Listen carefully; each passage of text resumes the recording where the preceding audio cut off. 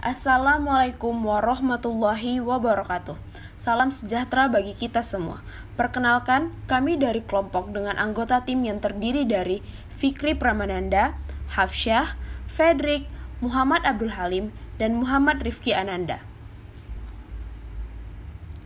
Kemudian yang kami hormati, dosen pengampu mata kuliah perancangan proses yaitu Ibu Insinyur Maya Sarah, STMT PhD IPM, Bapak Profesor Dr. Engineer Insinyur Irfan MSI, Ibu Nisa Ulfadilah Dalimunte, ST Master Engineer, serta Bapak Ibu dosen juri pada Expo Desain Proses kali ini.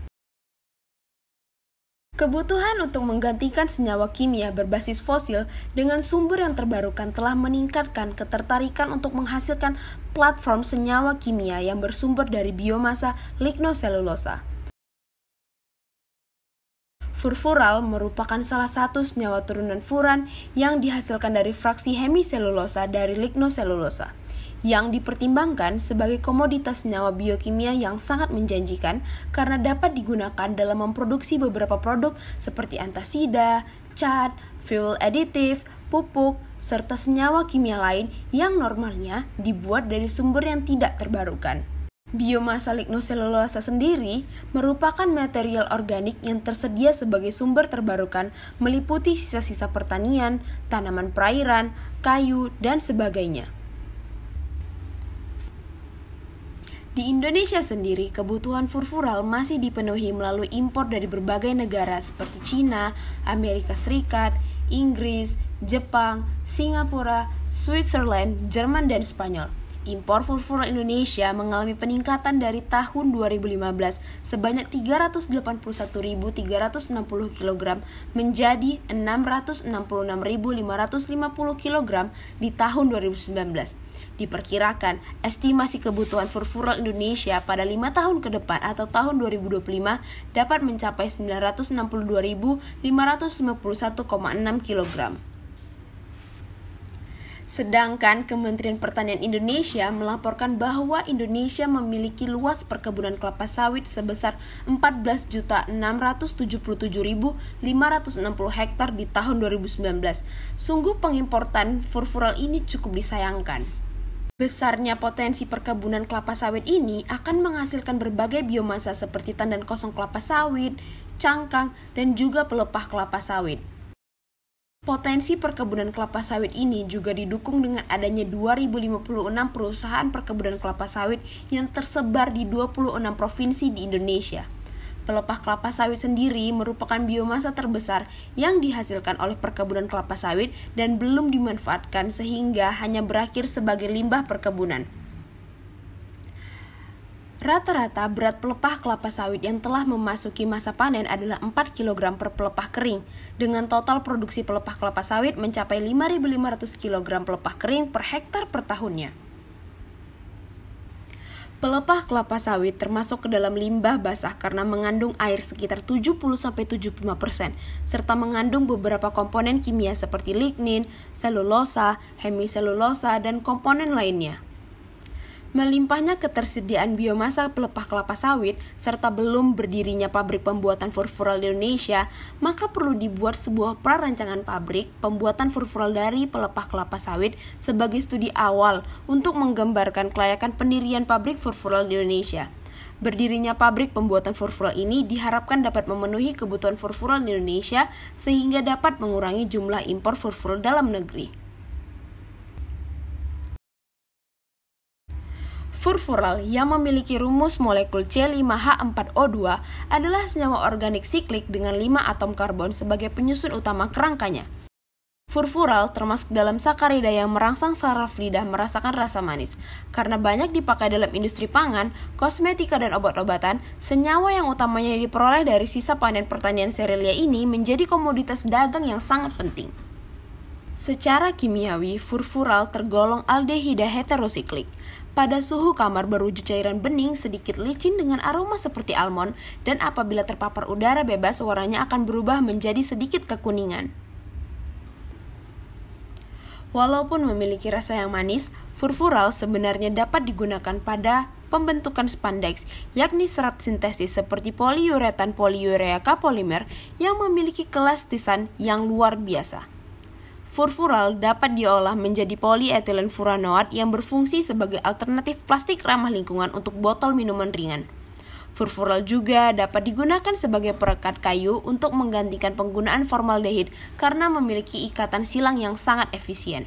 Selain itu, senyawa turunan furfural, yakni furfuryl alkohol, dapat digunakan secara mandiri atau dikombinasikan dengan aseton, fenol maupun urea untuk menghasilkan resin.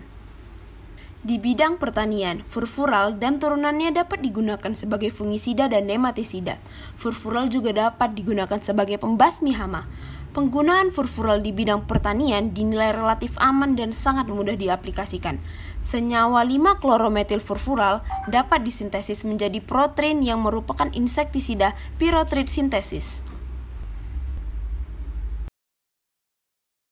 Proses pembuatan furfural terdiri dari yang pertama, proses Quaker Oats, kemudian proses petrolchimy atau agrifuren, kemudian proses Asher-Weiss, kemudian proses Rosenlau, kemudian proses super yield, dan yang terakhir, proses Federnikov.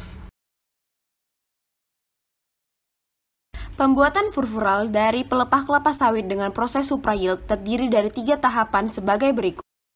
Yang pertama adalah tahap perlakuan awal atau pre-treatment.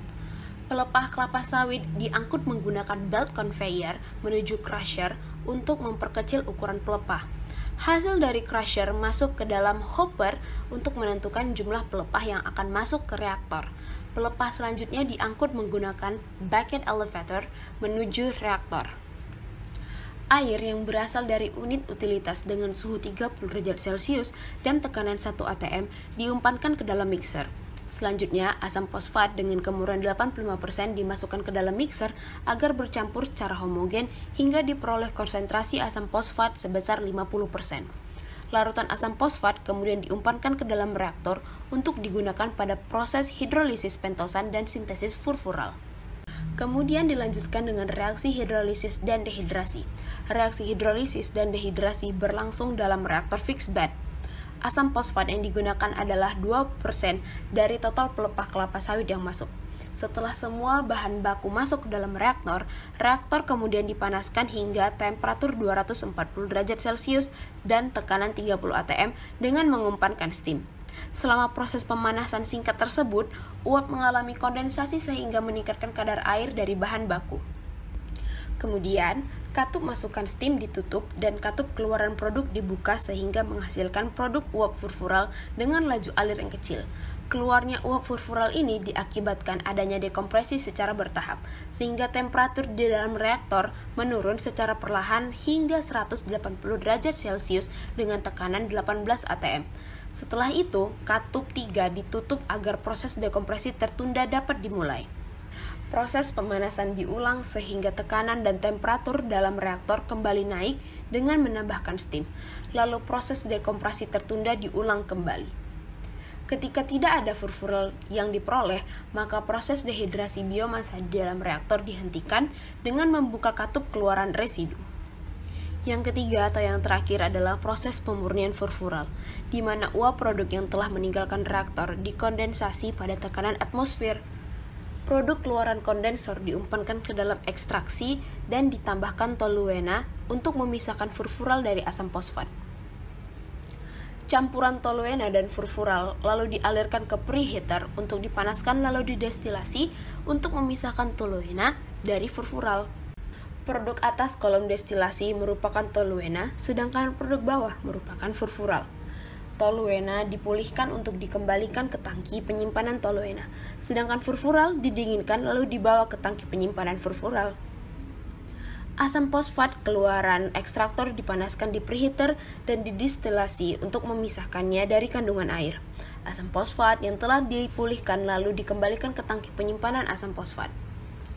Kemudian, residu dari reaktor akan dibawa ke rotary screen.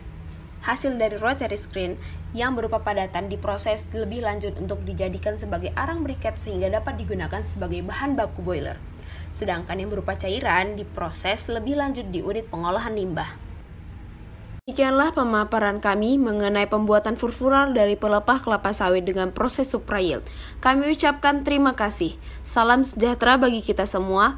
Wabillahi taufiq wal hidayah. Wassalamualaikum warahmatullahi wabarakatuh.